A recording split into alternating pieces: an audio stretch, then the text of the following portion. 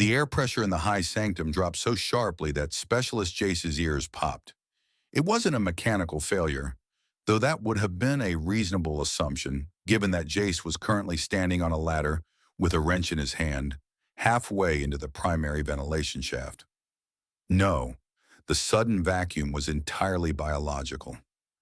Grand Archon Xylo, 9 feet of chitinous majesty and terrifying political influence, had gone perfectly still.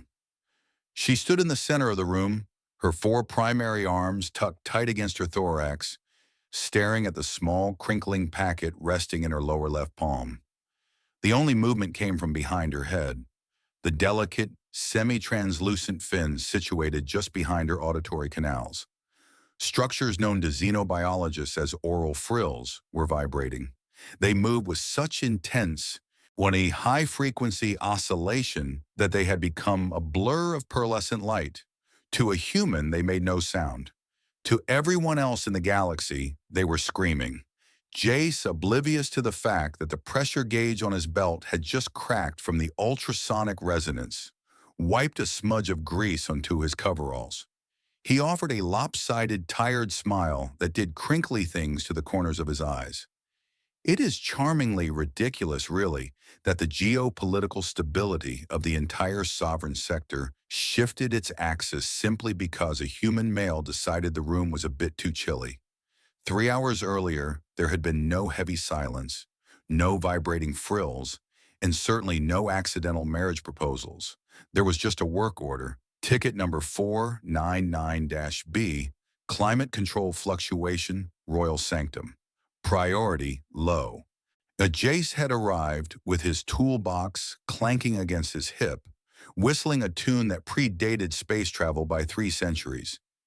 He hadn't seemed to notice the way the royal guards stiffened as he passed, or how the scribes scrambled to clear the hallway. Humans possess a unique kind of selective blindness when they are focused on a task. They see the problem, not the prestige. When he entered the sanctum, Xylo had been perched on her dais, buried under a holographic mountain of treaties and trade disputes. She was accustomed to silence. She was accustomed to fear. She was not accustomed to a small, soft-skinned biped climbing a ladder 10 feet away from her and muttering about shoddy ductwork and lazy previous tenants. For an hour she had just watched him. He was fascinatingly inefficient. He stopped to stretch. He hummed. He dropped a screwdriver, swore softly, and climbed down to get it.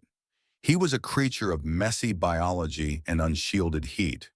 Xylo, conversely, was freezing. Her species, the Kitnari, were endothermic, but high stress wreaked havoc on their metabolic regulation. The negotiations regarding the asteroid belt tariffs had been brutal, draining her reserves until a deep, rattling tremolo had begun to seize her core. She tried to hide it. A Grand Archon does not shiver. A Grand Archon is a pillar of unshakable stone. But Jace, peering over his shoulder from the top of the ladder, didn't see a Grand Archon. He saw someone hunched over, plates rattling ever so slightly against each other. "Hey, boss!" Xylo had stiffened, her compound eyes shifting to focus on him. No one called her boss. They called her Your Eminence or Great Mother of Law, or mostly just, "Please don't execute me." "I can crank the heat up in here once I bypass this regulator," Jace said, descending the ladder with a fluid, easy grace. "But it's going to take a few minutes for the cycle to kick in. You look like you're about to rattle right out of that chair." He rummaged through the chaotic pockets of his utility vest. He bypassed the laser cutter, the multi-tool, and a half-eaten nutrient bar, finally producing a small, plastic-wrapped square. "Standard issue," he said, walking toward the dais. He didn't bow. He didn't ask permission to approach. He just walked up to the most dangerous woman on the station, as if he were approaching a neighbor's fence. Chemical heat pack. You just snap the metal disc inside like this. Click. A sudden, blooming warmth flooded the infrared spectrum. To Xylo, whose vision was attuned to heat signatures, the packet flared like a miniature star. "Here," Jace said, extending his hand. Hold it against your chest plates. It lasts for about 4 hours. Should tide you over until I get the vents purring. He didn't know. Of course he didn't know. How could he? In human culture, offering warmth is a trivial kindness, a way to say I see your discomfort and I wish to end it. But for the Shitinari, heat is life. It is the finite resource of the soul. To give your warmth to another is not a favor. It is the transfer of thermal essence. It is the highest vow a warrior can make. It says, I will burn so that you do not freeze. My energy is yours now, and until the entropy takes us both. Jace tossed the packet gently. Xylo caught it. The heat radiated through her palm, soaking into her weary chitin, shocking her system with its intensity. The warmth was immediate, aggressive, and overwhelming. Jace wiped his hands on his pants, blissfully unaware that he had just pledged his life force to the supreme authority. Better? He asked. Better? Jace asked again, tilting his head when the Archon failed to respond. Xylo could not speak. Her vocal cords were currently locked in a spasm of ceremonial reverence. She looked at the heat pack, this synthetic vessel of a warrior's soul, and then at the small, greasy man who had so casually bestowed it. He had stripped the warmth from his own resources and pressed it into her hands. It was reckless. It was overwhelming. It was the most romantic thing that had happened in the sector since the signing of the Nebular Concord. A sharp, high-pitched crack echoed through the sanctum. Jace jumped, looking down at his waist. Ah, hell, he muttered, brushing at his belt. The glass face of his pressure gauge had shattered, raining tiny crystals onto the floor. Must have banged it on the ladder. They don't make them like they used to. He didn't realize the glass hadn't been struck. He didn't realize it had been vibrated into oblivion by the sheer intensity of Xylo's oral frills, which were now humming a frequency that could liquefy soft cheese. I'm going to get back to that vent, Jace said, taking her silence for dismissal. Enjoy the hand warmer. He turned his back on the supreme judicial authority. It was a display of trust that made Xylo's knees weak. To turn one's back was to expose the dorsal plating, the most vulnerable spot on a Chitinari. He was trusting her to cover his blind side.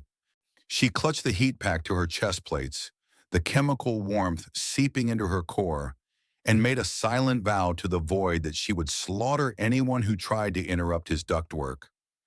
The shift in the room's atmosphere was subtle at first, then absolute. When the captain of the Royal Guard, a towering four-armed hulk named Crix, marched in 5 minutes later to deliver a status report, he froze. He saw the HVAC technician humming a pop song while wrestling with a conduit. He saw the Grand Archon standing at the base of the ladder, staring up at the human with a gaze of terrifying adoration. And then he saw the heat pack. Crix's eyes widened. He looked from the pack to the human. The logic was inescapable. The transfer had occurred. The captain slammed his primary fist against his chest, not in the salute for a contractor, but in the crossed-arm salute reserved for a high consort. My liege, Crix rumbled, bowing low to Jace's back. The perimeter is secure. Jace paused, his screwdriver halfway into a screw. He looked down, confused. Thanks. Just doing my job, big guy. Don't mind me. We shall not, Crix said solemnly. He signaled to the hallway. 2 more guards stepped in, taking up positions at the base of Jace's ladder. They stood with weapons drawn, facing outward, forming a triangle of protection around the HVAC repair. Okay then, Jace whispered to himself, shrugging. OSHA regulations are getting weird. It took another 20 minutes for Jace to finish the job. He climbed down, wiping sweat from his forehead. The room was already warming up, the vents humming with a steady, rhythmic airflow. That should do it, Jace said, packing his tools. He looked at Xylo. She hadn't moved. She was still holding the heat pack like it was a holy relic. Her frills were still shivering, casting a faint pearlescent glow against her dark chitin. And that was when Jace, for all his glorious oblivion, finally caught on. He wasn't a diplomat, but he was a technician. He knew how to read systems. He looked at the guards, rigid and respectful. He looked at the Archon, who was usually a statue of terrifying judgment, now looking at him with something soft and desperate in her posture. He looked at the heat pack. The pieces clicked. The shivering hadn't been cold. The silence wasn't dismissal, and the guards weren't here for inspection. It wasn't just a hand warmer, was it? Jace asked softly. Silo hesitated. She took a step forward, towering over him, yet somehow seeming smaller than she ever had. You offered your thermal essence, she said, her voice a low, vibrating hum that Jace could feel in his teeth. You pledged your warmth to sustain mine. In my culture, this is binding. Jace blinked. He looked at the door. He could run. He could explain that it was just a dollar store chemical reaction and that he had a date with a video game back in his quarters. He could shatter the illusion and go back to being invisible. But then he looked at Xylo's eyes. They were wide, terrified of rejection, waiting for him to laugh. He saw the crushing loneliness of a woman who was only ever spoken to through scribes and treaties. He saw someone who was freezing in a room full of people. Jace realized with a start that he didn't want to run. Right, Jace said, scratching the back of his neck. A slow, easy smile spread across his face. Not the polite smile of a subordinate, but the genuine, reckless grin of a human making a terrible, wonderful decision. Well, good thing I've got a whole box of those in the supply closet. Gets pretty cold in space. Xylo's oral frills flared so bright they illuminated the dark corners of the sanctum. She bowed her head, just an inch, engaging in the ritual of acceptance. I shall require them, she said gravely, and I shall require you to install them. I'm on the schedule, Jace said. He picked up his toolbox. Same time tomorrow? Same time, Xylo agreed. As Jace walked out of the sanctum, the royal guards fell in step behind him, an honor guard for the man who fixed the air, and incidentally the Archon's heart. Jace whistled his tune again, thinking that, as far as work perks went, accidental betrothal to a 9-foot alien queen wasn't the worst hazard pay he'd ever received.